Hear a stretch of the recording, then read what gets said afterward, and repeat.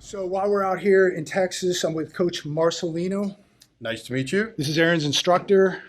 And the name of your academy? FH Jiu-Jitsu Academy. All right. Aaron, you've been training for over a year now. Yeah, it's a year and I think it was May, so yeah, a year and 3-4 months. Yep. So. We tried to get a session in tonight ourselves, but we got stuck in traffic and we're stopping at the store here and the academy was open. So Aaron said, let's stop by, see if my coach is in.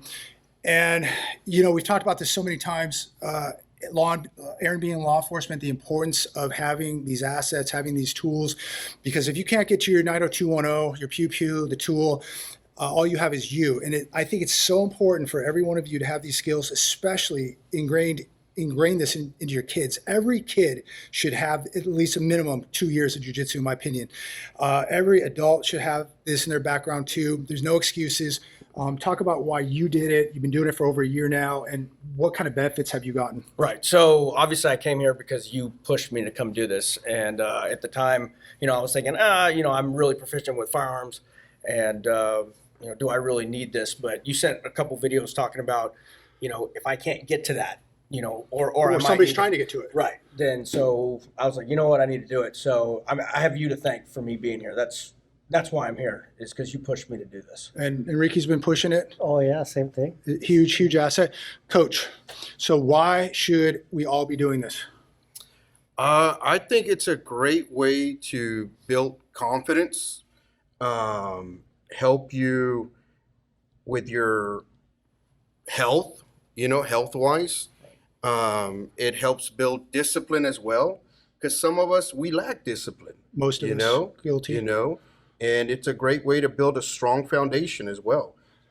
If you're looking for something that's going to help you in regards to building that self-esteem and confidence, health, or just trying to get the family to do something beneficial together, this is a great way to get mom, dad, siblings, brother, sister, children in here to do something as a family that's going to benefit you in the long run. It's a complete community here too, right? Absolutely. People going to try to, you know, help you be better, build you up.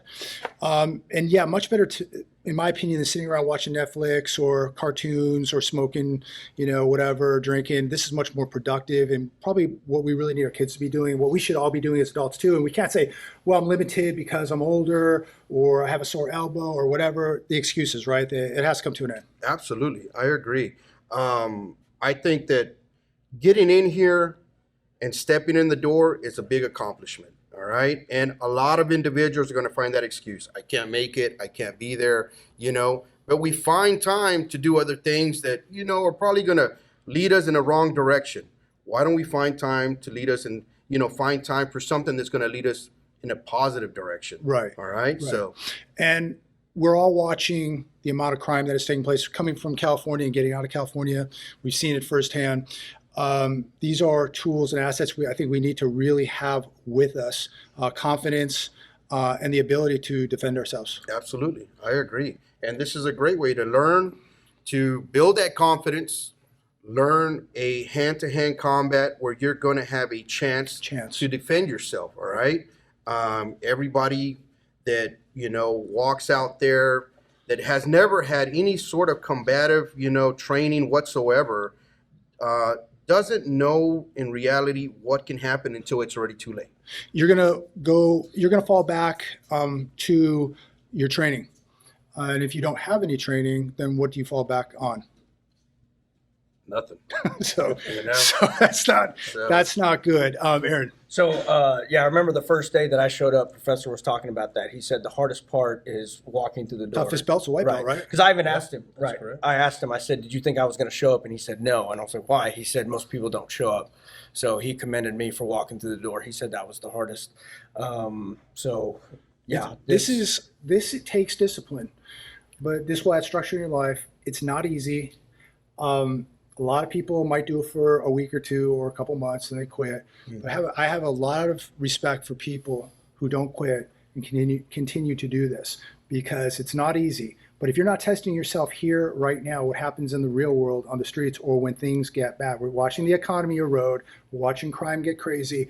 When somebody, you know, when you're walking your car and somebody grabs you and now they want to hurt you, we're all going to resort back to our training. If you don't have training, ladies and gentlemen, you're going to be in big trouble. Absolutely, I agree. So at least put the odds in your favor, or at least have something in your favor, right? Because if you don't have anything, the odds are against you. You're going to lose. It's a terrible strategy. Absolutely, I agree. That we preach that with the children as well. All right, a lot of the kids that come in here, to be honest with you, they're probably never going to be in a situation where somebody's going to grab them aggressively. But if it does happen, we train that here. Yeah. Not that we're aggressively, grabbing each other, Yeah. but we learned how to understand what a tough grip is, Right. what a bad situation is. Right. And that's what everybody says. It'll never happen to me. It's a 1 in a million. But what if you're that 1 in a million? What if it does? What if it Are does? you ready? And wouldn't you feel better if your kids had some kind of training to know that something happened at school, my kids can take care of themselves, or if something worse happened, an adult try to do something to them or take them, that they at least have a chance, that they can buy time. Even if you're a smaller person, you may not win, but at least you can buy time till the authorities arrive or till somebody else gets involved. And sometimes it's all it takes is buying time to get to the phone, to get to the car, to have somebody else jump in. Sometimes it's just about buying time. Aaron. Yeah, it's a great workout. I actually enjoy it. A lot of times when I'm grappling these guys, they're kicking my butt and I'm just laughing. I enjoy it. I don't know. That's, and I'm constantly watching YouTube videos like, oh, I can try that. And Yeah. a lot of times it doesn't work, Right. but I enjoy it. And yeah, it's when you roll around on the ground for 5 minutes with someone, you don't realize how much cardio that is. So Yeah. it's good for that, and it's a humbling experience. That is a big one. How humbling. I roll with people that are 135 pounds, 150 pounds, and if you make a mistake, it's lights out. Yeah, so it comes down to technique. I had some basic martial arts back in the Marine Corps, and I thought, I was pretty confident, but I can already tell that my confidence is up just for being here for that year. Because a lot of times I think I just relied on that, that pew. Right. And sometimes I can't always have it on me, or there could be a situation where I can't get to it. Right. And some people just have an ego. They think it's going to kick in, and then they find out. In some situations, you can't just go straight to that. Right. So Right. Somebody might have had a little too much to drink. Somebody, maybe it's a homeless person. You're really going to use lethal force in that case. And some people think that they would do that, but you're going to go to prison for the rest of your life. So it's stupid. This will mitigate the situation. You don't have to use deadly force. You can subdue somebody, choke somebody out, whatever. And that way nobody really gets hurt. Nobody's going to get sued for a fatality. And so I think most law enforcement, all law enforcement should have a minimal amount of jiu-jitsu training too, because we've seen what happens out there and most of these guys are not trained. I agree 100%. Or they go right to the 90210 and it's a fatality because they're freaking out, they're scared, when they're not confident, when this could have easily, with just 6 months of training, could have been completely avoided. I agree. I agree with the law enforcement part of it. I think law enforcement should have some sort of training in regards to Brazilian Jiu-Jitsu. Yeah. So it's beneficial. It'll help you control the situation, subdue the person without, having to resort to other Lethal force. Yep. So, and I just think, I think it's positive for life, for work. I just think it adds a lot of positives. Anything you want to close out with as we head out? And thank you for inviting us in tonight. The only thing I'm going to say is, stay humble. If you get an opportunity to walk into a gym, don't be afraid. The Brazilian Jiu-Jitsu community is a great community. We're very welcoming. Try a class out. If you get an opportunity to try the class out, and give us an opportunity to show you what Brazilian Jiu-Jitsu is all about. Aaron? Yeah.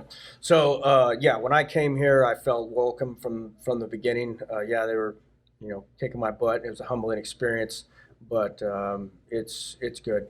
I'm glad I'm here, and I'm going to keep doing this. All right, let's get out of here. Yeah.